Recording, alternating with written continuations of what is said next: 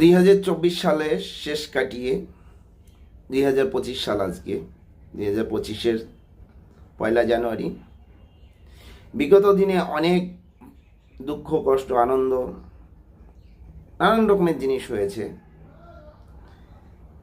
সব কিছু পাশ কাটিয়ে বর্তমানে 2025-এ আমরা পদার্পণ করেছি। তাই ভগবানের কাছে চাইব যে শুধু আমি নয়, সারা বিশ্ববাসী যেন সুখেই থাকে। এই আবহে বাংলাদেশে আগামীকাল চিন্ময় প্রভুর শুনানি আছে।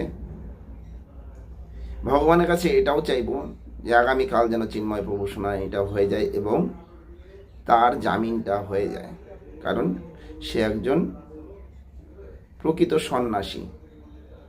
ভগবানের কাছে এটুকুই আবেদন করব, নিবেদন করব, তার কাছে প্রার্থনা করব, আমি এবং সমগ্র বিশ্বের যত মানব জাতি আছে, যাদের ভিতরে ন্যূনতম জ্ঞান আছে, ন্যূনতম বোধ আছে, তারা যেন এই চিন্ময় মহাপ্রভুর জন্য একটু আশীর্বাদ কামনা করেন, যাতে তার মুক্তি হয়ে যায়। 2024-এ 5 জুলাইয়ের গণ অভ্যুত্থানের পরে অন্তর্বর্তী সরকারের আমলে অনেক হিন্দুরা, শুধু হিন্দু নয়, অনেক মুসলিমরাও অত্যাচারিত হয়েছে। যারা শুধু আওয়ামী লীগ করে তারাই নয়, যাদের মাজার আছে তারাও অত্যাচারিত হয়েছে।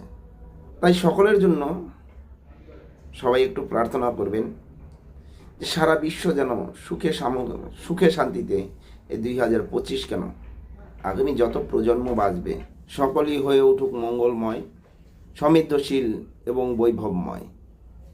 তাই সকলের জন্য সবাই একটু প্রার্থনা করবেন।